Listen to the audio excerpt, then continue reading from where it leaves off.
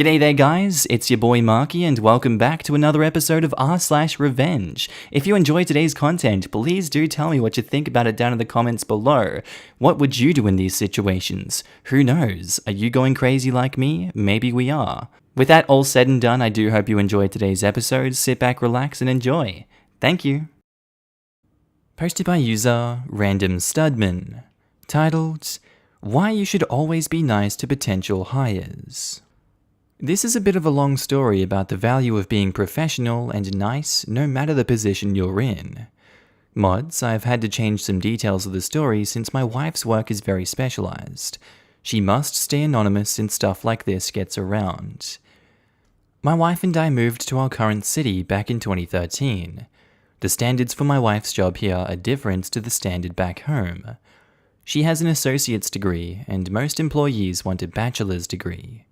However, nothing could stop her, and she kept putting in her applications. One day, one of the employers she had sent applications to called her back. However, it was not to tell her she had gotten the job. Instead, it was the manager telling her how unprofessional it was of her to put in for positions that were obviously above her. In fact, I'm going to delete your email from our system. Please don't apply anymore. It's just a waste of our time. I'll send you a letter, since you just can't seem to follow directions in my emails. My wife, after she got over her initial shock, asked the manager for her name.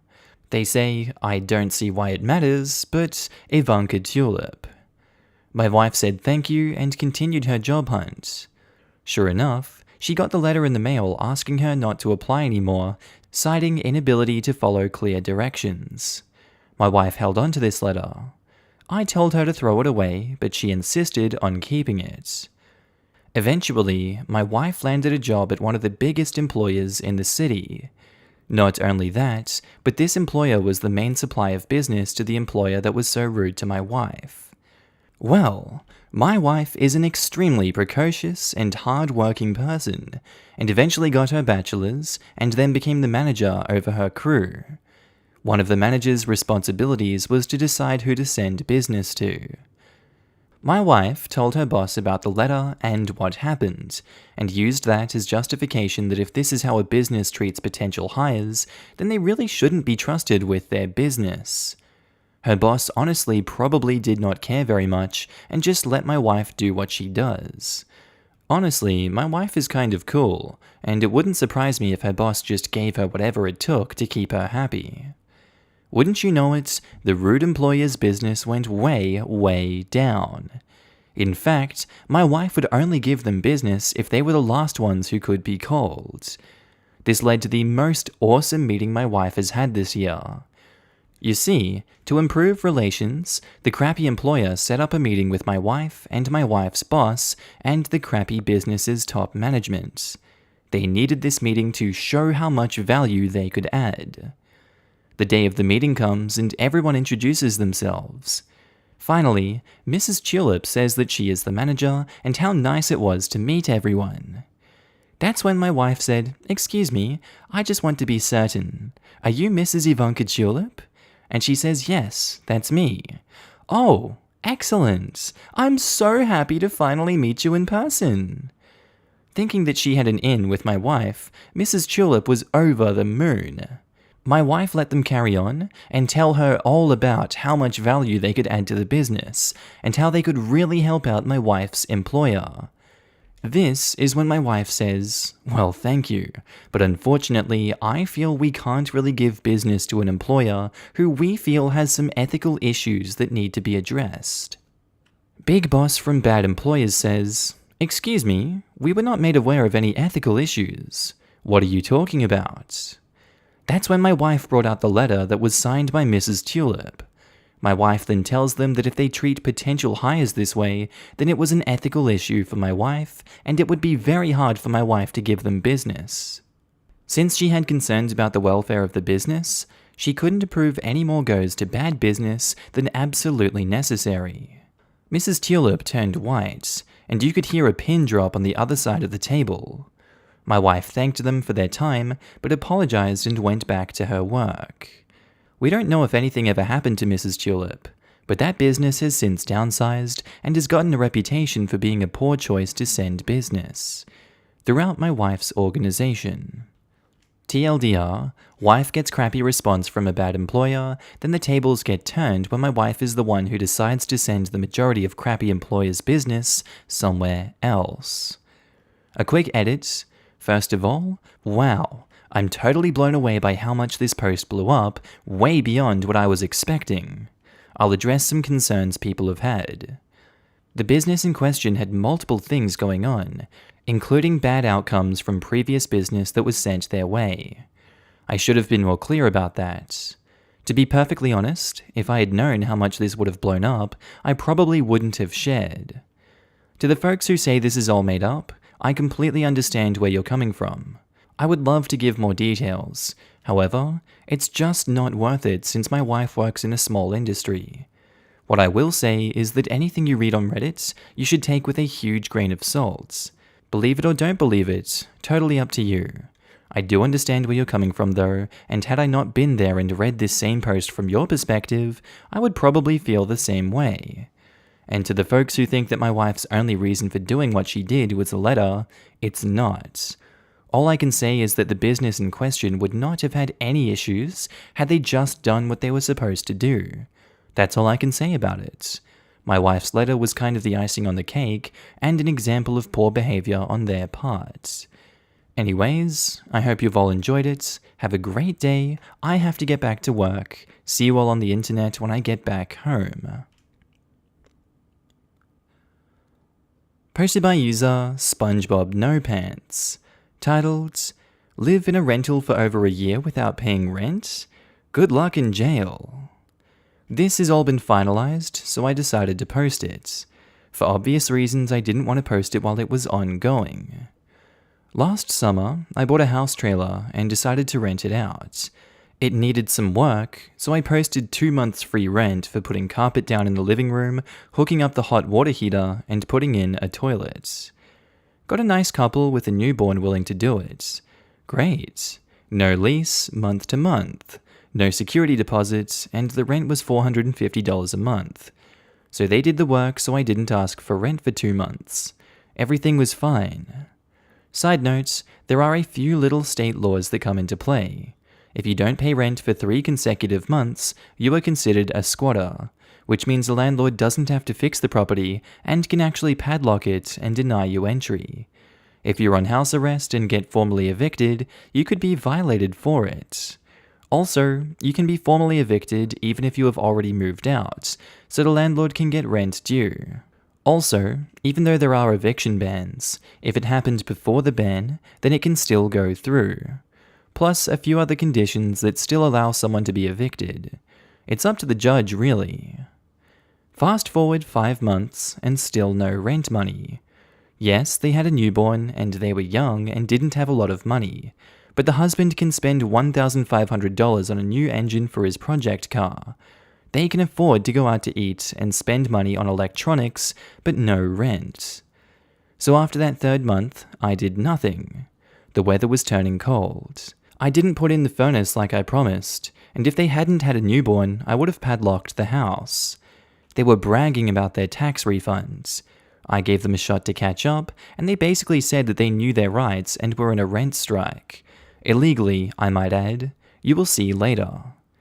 Pandemic happened, husband got laid off, so I gave them a break. When he went back to work, I asked for back rent again, and was told to F off. I finally had enough. I told them they had 14 days to get out, or I was doing a formal eviction. And seeing that he was on house arrest, he knew what that meant. I honestly was trying to keep him from having to go back to jail and keep an eviction off their record. I was trying to be nice and civil. So they left and I cut my losses until I checked the property. Everything they put in they removed. Everything they got free rent for was gone. I got pissed and filed for a formal eviction. It didn't go as they hoped. They said I didn't provide heat, so they went on a rent strike. Only they didn't file that with the courts or hold the money aside. They just thought they could stop paying rent. What they put into the trailer was less than the rent. The judge agreed with me, seeing that they took everything I was due those 2 months' rent. And the biggest, he started slamming my character. So I said, "Well, you didn't tell me you were going to be going on house arrest when you rented the property." Before then, the judge looked bored, but he perked up. He asked them if that was true. They responded that it was, and he was ready to make his ruling. I received 15 months back rent at $450 a month and $2,000 in damages because the way they removed the stuff, they damaged a lot of things. As for him, the judge said he had no choice but to turn the eviction over to his parole officer. Fast forward to this month.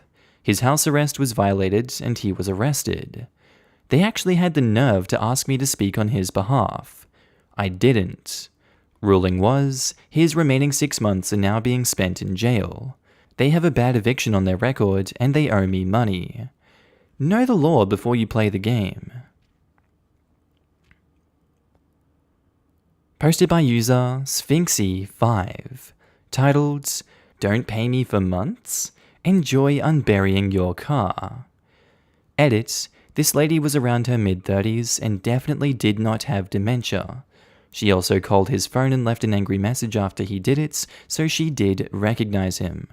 I understand this might not have been the most legal and ethical way to deal with it, but revenge is revenge.